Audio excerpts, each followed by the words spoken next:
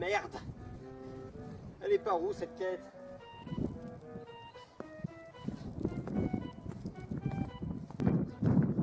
Puis c'est quoi ce jeu? Y'a personne! Depuis que j'ai créé mon perso, je croise que dalle sur la map. Putain de merde! Si je galère comme ça dès la première quête. Je hais la neige. Parce que dans les jeux vidéo, elle vient me faire chier.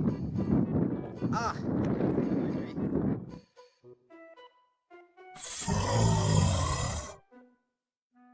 Lui. Bon, je sais pas si t'es le mob de ma quête, mais au moins ça me fera de l'XP. Qu'est-ce que tu dis? Je comprends pas quand tu parles, mais c'est pas grave, je vais défoncer quand même. Non mais attends, t'es niveau combien? Alors, ça c'est chiant ça.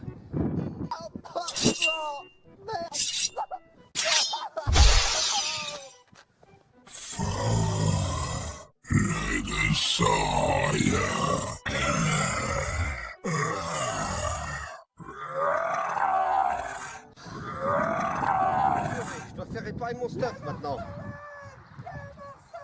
Quoi? On dit les mobs rip-hop, pas les morts se lèvent. Noob. Oh merde. Ça tombe toujours sur moi.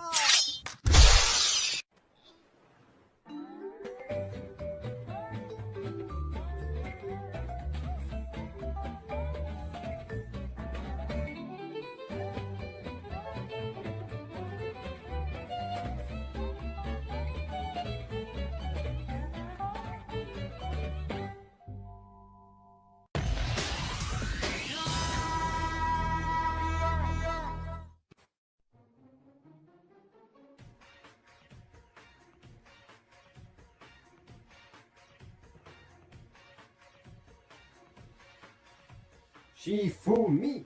Ah, le salopard. Yes. C'est moi qui prends le bec de Kaiba. Ça va, j'ai compris, je te remercie. Oh, allez, m'en veux pas. Ça désigne juste le vainqueur de ce duel. Ouais, bah ça, c'est ce qu'on verra à la fin du duel. T'as qu'à croire en l'âme des cartes, ça va peut-être t'aider. C'est ça, fous-toi de moi. En attendant... C'est l'heure du duel. Bien, si tu permets, c'est moi qui vais commencer.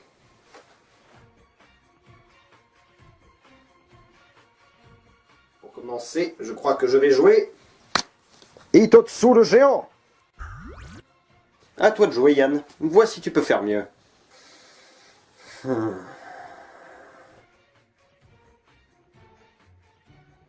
ce cas, je m'en vais jouer le dragon ailé, gardien de la forteresse.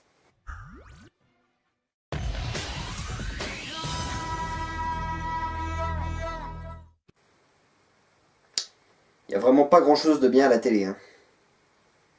De toute façon, t'as autre chose à faire. Je te signale que t'es censé terminer ta critique de Wakfu. Oh merde, t'as raison.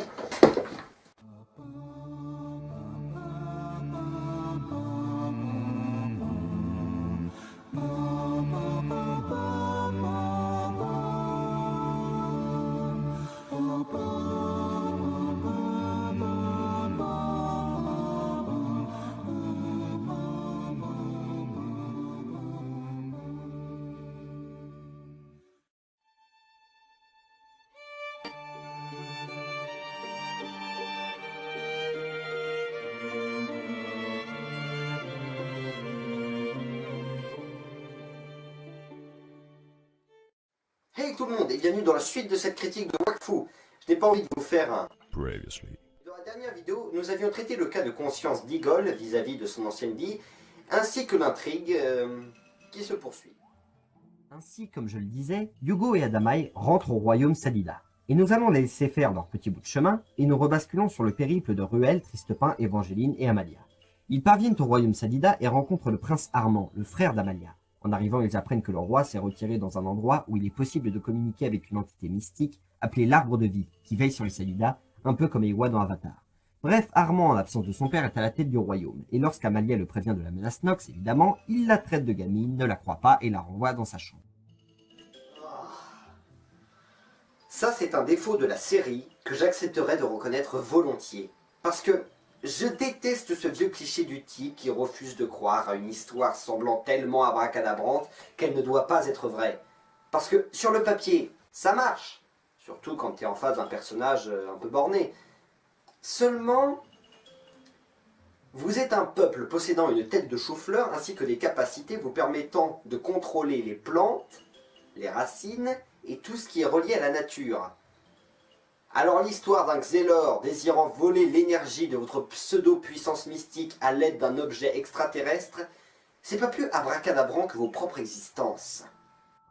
Surtout que Armand remet en question le discours de sa sœur parce que c'est sa sœur. Sauf que quand c'est Évangéline qui confirme les dires d'Amalia, ce débile n'a même pas la force de la contredire. Bref. Pendant que ces échanges s'appliquent dans la salle du trône, Tristepin et Ruel mangent une soupe de potchoblich mossu avec les gardes. Sauf que ces énergumènes se moquent du peuple de Tristepin et l'insultent également prétendant qu'il est stupide et incompétent au combat. Ils décident donc dans la logique des choses de les défier en duel, alors ils se rendent dans la cour du château et... Je suis désolé, mais je trouve cette scène trop drôle. Qui sont les meilleurs guerriers? Le Salida! Le Salida!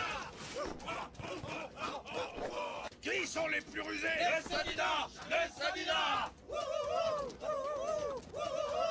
Et qui va se faire défoncer? Le Salida! Le Salida! Et qui sont les plus cons? Ensuite, Tristepin les défonce. Évidemment. Non, ceci est ridicule, ils pouvaient pas gagner. Seulement en voyant ça, Amalia et Évangéline arrivent à leur hauteur et préviennent Tristepin que s'il n'arrête pas ses conneries, le prince va le défier. Armand provoque donc Tristepin en duel et celui-ci, en bon débile qu'il est, accepte et s'ensuit un combat plutôt mollasson.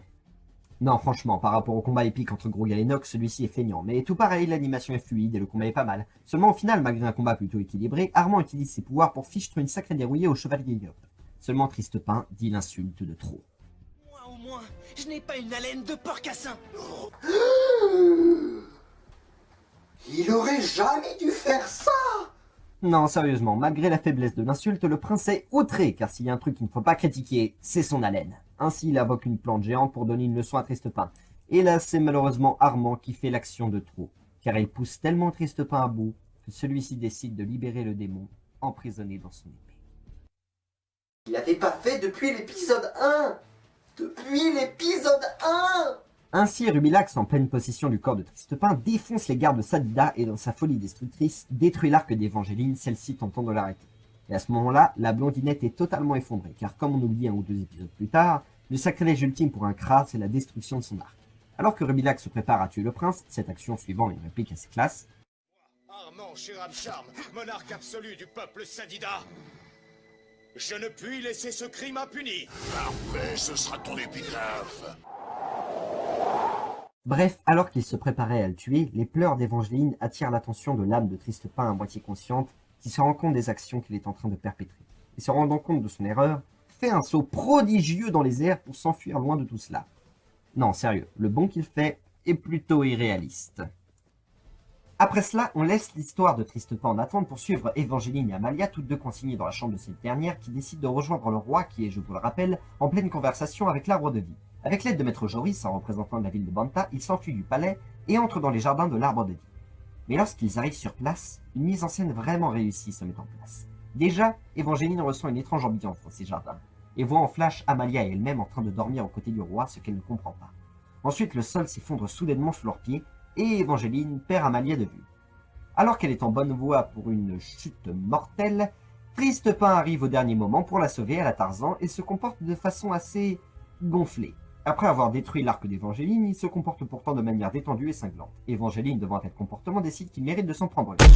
Après cette sacrée tarte, elle fait une chute, atterrit sur le terrain d'une créature assez insolite, le genre de créature qu'il est inhabituel selon moi de croiser dans le monde de Wakfu. Bref, Évangéline est menacée par ce... On va l'appeler le Boulik-Samish. Pourquoi? Parce que les prénoms ridicules sur des personnages inutiles, j'adore ça. Bref, évidemment, Tristepin arrive et détruit le Boulik-Samish. Ils refont une chute et atterrissent dans un lac. Une fois sur la berge, Tristepin parle, comme ça, à Eva de leur relation. Il déclare qu'il pourrait se fiancer et repartir à l'aventure, comme il le dit lui-même, la belle et le bête.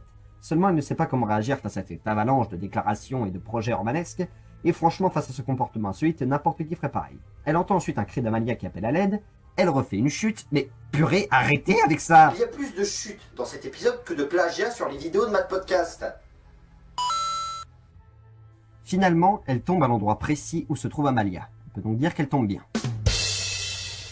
Elle se retrouve donc au milieu d'une scène plutôt insolite. Trouve un autre mot que insolite, tu l'as déjà dit plusieurs fois. Ouais, t'as raison. Elle se retrouve donc au milieu d'une scène plutôt réfrigérateur. Oui, en effet, en face de ses yeux se trouve le roi, tout souriant, pardonnant Tristepin, celui-ci à genoux, de son comportement envers son peuple, sa fille à ses côtés. Lorsqu'Évangeline s'approche, il lui déclare que tout est rentré dans l'ordre, que l'arbre de vie est guéri de la maladie pour laquelle le roi était allé le voir. Puis apparaissent ensuite Ruel et Hugo, tout souriants eux aussi. Puis arrive la mère d'Amalia, censée être morte. Tristepin montre même à Évangeline l'arc qui lui a brisé en 1000 morceaux, celui-ci étant remis à neuf. Même la sœur d'Évangeline se présente à cet instant. C'est alors qu'Évangeline découvre que rien de tout ceci est réel et qu'il s'agit d'un rêve. On aperçoit ensuite une vision assez dérangeante qui témoigne de la folie de ce rêve, ce qui est plutôt intelligent comme illustration du délire. Juste après cela, Eva se réveille et voit que depuis qu'ils sont entrés dans les jardins, Amalia et elle n'ont fait que rêver aux côtés du roi. Elle s'approche ensuite d'un genre de poupée qui est en réalité la personnification de l'arbre de vie. Eva lui dit donc que les emprisonner dans un beau rêve n'est pas la solution et qu'il lui faut les laisser le protéger. Bien, après cette intrigue plutôt bien réalisée, il est temps de passer à quelque chose d'encore mieux. Après ces splendides bonds dans les airs, Tristepin se réveille littéralement à côté d'un désert. Et quand je dis littéralement, c'est littéralement, c'est-à-dire que ses pieds sont à 1 mètre de la limite du désert. Mais je pense que ça, Osef. Le fait est que Tristepin se réveille avec Rubilax à ses côtés, et se rend compte de ce qu'il a fait. Il a brisé l'arc de la femme qu'il aime, il a agressé le peuple de son ami, et se sent faible à l'idée qu'il a de nouveau laissé Rubilax le posséder. Il décide donc d'abandonner son rôle de gardien de démons, et la façon dont il réalise ce choix est assez bien illustrée par les images qui s'ensuivent. L'on voit Tristepin enterrer Rubilax, et arracher de ses mains son habit de gardien, et s'enfoncer torse nu dans le désert, laissant à la frontière du désert tout ce qu'il a fait de lui un gardien. Il marche pendant au moins 1 jour, je pense, puis continuant de marcher, il entend la personnification de sa conscience lui parler. Mais même à lui, il lui dit de fermer sa gueule.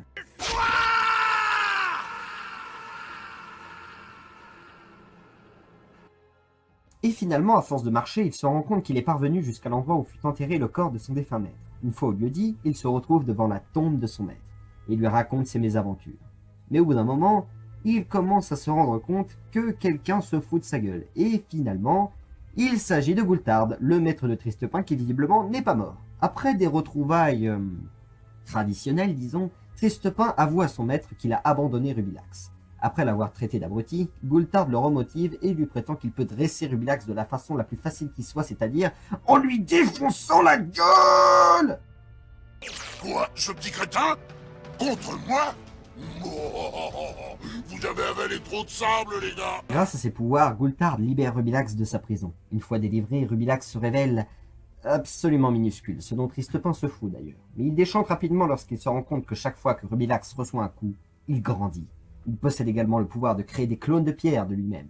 Au début de ce combat, Tristepin est totalement impuissant. Il se fait rapidement maîtriser par l'armée de Rubilax, mais lorsque Rubilax se met à parler de la zombification d'Évangeline, ça motive Tristepin pour défoncer toute l'armée de Rubilax jusqu'au dernier en 50 secondes. Pas de blague, j'ai calculé. Il détruit 50 êtres de pierre en 50 secondes. Ça, c'est badass. En plus, là, c'est un combat à la hauteur de celui de Gros Galoragram versus Nox. C'est fluide, épique, musicalement très satisfaisant. Encore une scène géniale. Tristepin continue donc à se battre contre Rubilax, qui continue à grandir à chaque coup que Tristepin lui porte. Finalement, celui-ci trouve le moyen de battre Rubilax, le frapper jusqu'à ce qu'il devienne assez grand pour que le sol ne soutienne plus son poids, ou qu'il s'étouffe, enterré sous 10 tonnes de sable. Rubilax accepte donc de retourner dans son épée, et devient par ce geste l'ami de Tristepin. Ce dernier décide donc de retourner au royaume Sadida en se faisant un look d'enfer au passage avec quelques ingrédients obligatoires. Son vêtement de gardien transformé en cape, une cicatrice en plein visage et un bronzage parfait. Bref, pendant que Tristepin retourne au palais Sadida, tout le royaume se prépare à la guerre. Entre-temps, Armand avait fait mettre au cachot Ruel qui était parvenu à s'échapper grâce à un petit animal nommé Foreur. Puis grâce à une mixture un peu étrange, a réussi à se téléporter à son village, donc bien loin de là. Ainsi, toutes les armées Sadida et Kras s'organisent alors que Hugo et Adamai arrivent au royaume. Seulement au milieu de la nuit, d'étranges sombres forces agissent. Une espèce de Sadida zombie utilise un genre de magie vaudou pour contrôler les Sadida et fabriquer une drôle de machinerie dans la forêt. Alors qu'Évangeline était en patrouille, elle aperçoit la créature opérant dans une charrière. Puis celle-ci la repère et la poursuit jusqu'à une maison hors des bois. La créature se dévoilant, Eva se rend compte qu'il s'agit du 4e pantin de Nox. Oui, un détail que j'avais omis de vous mentionner, c'est que lors du combat entre Gros Galoragran et Nox, ce dernier avait envoyé 4 pantins de métal affronter Gros Galoragran. Marama, Frisco et Tartufo. L'un d'entre eux représentant un sacrieur, un autre un Kra, un autre un guerrier Kra, disons, et le dernier représentant donc un Sadida. Ainsi, au moment où Évangéline semble dos au mur, Tristepin arrive pour vaincre le pantin et s'excuse auprès d'Évangéline d'avoir détruit son arc.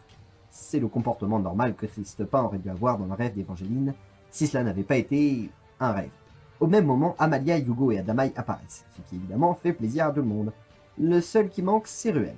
Seulement au même moment, il voit l'horloge de Nox arriver au milieu de la forêt, loin derrière la ligne de front des Sadidas qui affrontaient les gros yeux de Nox. Ils en déduisent donc que les Sadidas zombies et le pantin de Nox fabriquaient des portails dans la forêt, tout en faisant diversion avec l'armée de Nox pendant que l'horloge récolte le wakfu de l'arbre. Bref, la stratégie parfaite.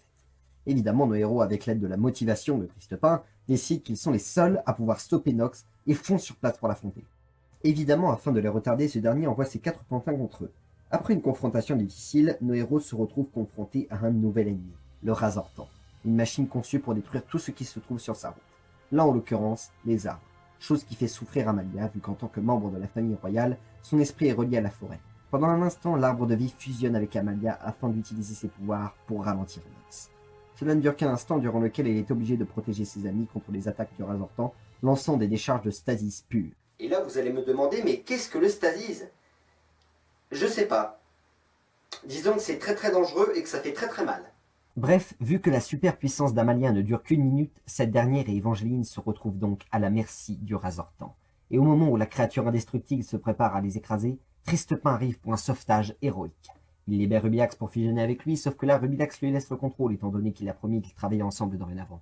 Malheureusement, le Razortan lance une décharge de stasis et... Ah. Spoiler. Si vous ne voulez pas vous faire spoiler, allez à cette timeline dans la vidéo. Tristepin meurt. Et il meurt de façon magnifique. Tout le monde le ressent. Yugo ressent la mort de Tristepin au plus profond de son âme, tout comme Adamai. Évangéline le tient dans ses bras dans ses derniers instants. L'existence de Tristepin se termine sur cette phrase. Je ne meurs pas, Eva. Je rentre dans la légende.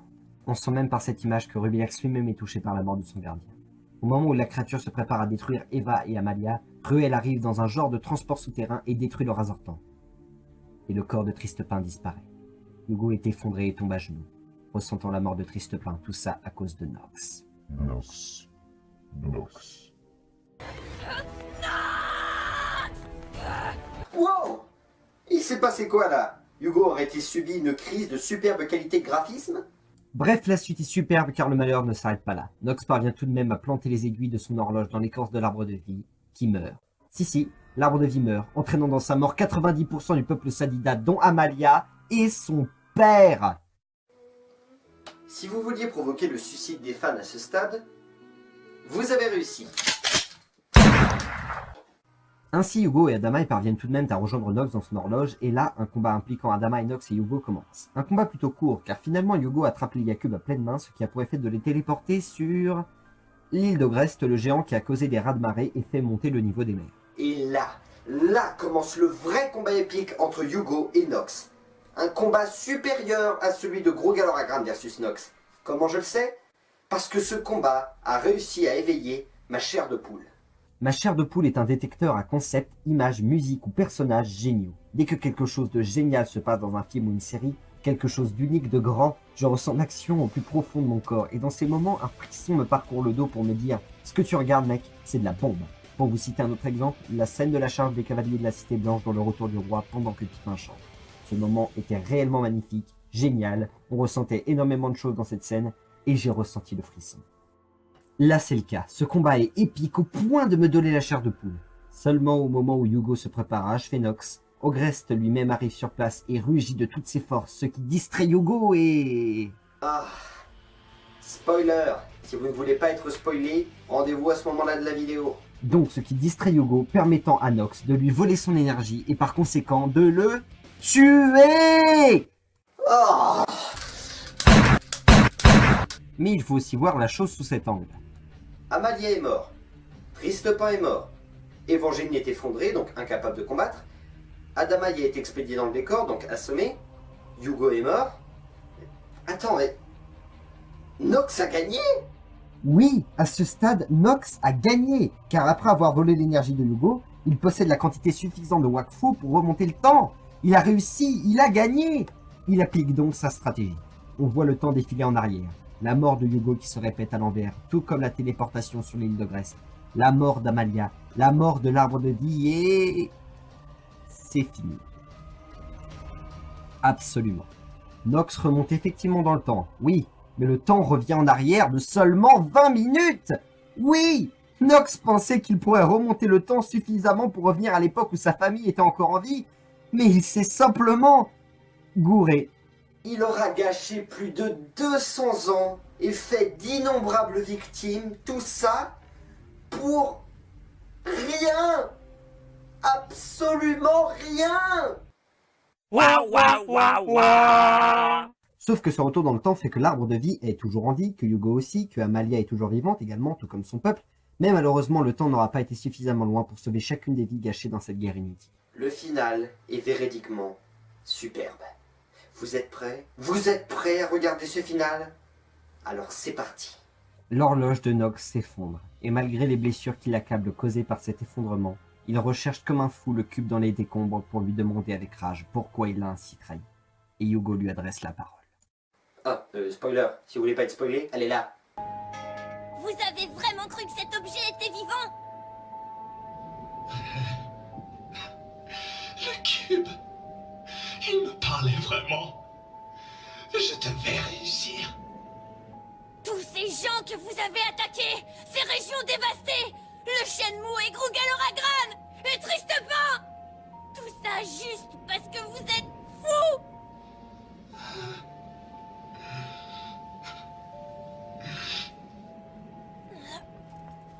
Mais Yugo, ressentant la détresse de Nox, comprenant son désarroi par cette simple larme de regret coulant sur son armure, empêche le peuple Sadida de l'exécuter. Celui-ci adresse un dernier adieu à Yugo et disparaît à jamais, tandis que le cube se vide de son énergie. L'épisode se termine ainsi, sur les Sadida qui replantent leurs arbres, sur le monde qui guérit de ses blessures, qui rend hommage à ses morts, comme Eva, Amalia, Ruel et Yugo qui rendent hommage à un grand héros. Et le générique de fin arrive, avec des images qui témoignent de la fin de la terreur de Nox, qui finit mort de désespoir, couché à côté des tombes de sa famille. Ah, et donc c'était Wakfu, une série géniale dans son déroulement, ses musiques, ses graphismes et ses personnages. Et vous me demanderez peut-être, la série s'arrête-t-elle là? Non. Une saison 2 arrive après, bon nombre d'événements géniaux s'y passent, avec un final super, un nouveau méchant fou, mais à la hauteur de la saison 1? Selon moi? Non. Mais pour l'émission Série ou Saloperie, j'ai décidé de reprendre la technique d'annotation de critique. Cette série est vraiment superbe. Elle est très intelligente, très émouvante, très drôle, très belle, graphiquement parlant, mais elle possède malgré tout quelques défauts dans son scénario et dans sa structure. Je lui donne la note très méritée de 17 sur 20. En tout cas, je vous remercie grandement d'avoir regardé cette double vidéo, et je vous conseille vivement d'aller regarder la saison 2 ou la série en entier si vous ne l'avez pas vue du tout. Et je vous dis à plus jusqu'au prochain SOS. Bon, bah ça c'est fait. La prochaine critique ce sera pour quand du coup? Bah tu vois, j'avais pensé à critiquer... Mais qu'est-ce qui se passe? Bah, ça me paraît évident. Ah bon? Mais non putain, accrochez-vous. Ah ouais non c'est bon. Purée, c'est la première fois que je vis un séisme. Ouais, t'as raison. C'est génial. Ouais, t'as vu? C'était ironique, abruti. Tout ce qu'on peut qualifier de génial, c'est le fait qu'on soit toujours en vie. Ouais, c'est ça, ouais. Bon, je vais voir dans quel état le jardin. Si tu veux, pour ce que ça importe, on y va pratiquement jamais. Ah, mais quoi? Soit le jardin est à l'envers, soit t'as jamais vu de fenêtre. Non, non, en effet, je n'ai jamais vu ça. En tout cas, pas dans mes souvenirs. Je vais aller m'allonger. Non, mais quoi, ça va pas? Qu'est-ce qui lui a pris à ce con? Mais quoi, merde, vous me faites flipper, putain. C'est quoi le problème? Il y a un problème, en effet, mais je ne pense pas avoir les capacités intellectuelles suffisantes pour le résoudre. Bonne nuit. Bon, il y en a marre.